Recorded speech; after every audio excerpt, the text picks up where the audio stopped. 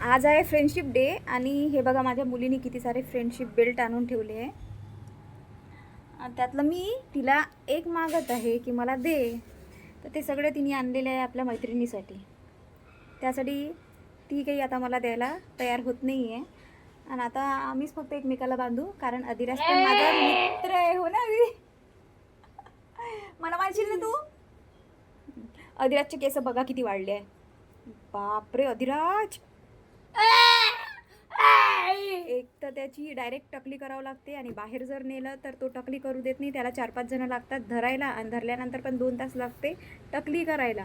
म्हणून त्यांनी मला सांगितलं की तुम्ही एक घरी ट्रिमर मशीन घेऊन या, त्याची टकली तुम्ही घरीच करायची जा.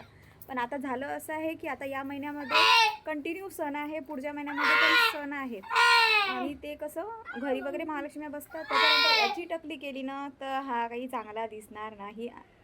हो ना. आणि आता अधिराजचे 2 महिन्यानंतर घालावं लागणार आहे चुटी 2 दीदीसारखी. हो ना अधिराज? आता अधिराजची आपण वेणी घालायची आहे ना आधी. बघा किती केस वाढले, बापरे. काही केस मला तरी देऊन दे रे, माझी किती पातळ पातळ आहे. ओढू ओढू पूर्ण टकली करून टाकली आहे माझी समोर रे बा.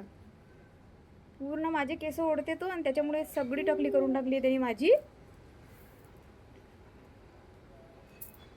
अधिराज काय करत आहे तू इथे बसून, सांग पटकन. खूप वेळचा बसलेला आहे हा एकटा. शांत. काय झालं पिल्लू? इकडे बघ, इकडे बघ, इकडे बघ, इकडे बघ, इकडे बघ. दिवसभर आम्हीच एकमेकांसोबत बोलत बसतो अधिराज आणि मी. हो ना आधी, कारण आज संडे आहे तर दीदी घरी आहे. पण एरवी तर ती स्कूलमध्ये असते, घरी कोणी राहत नाही.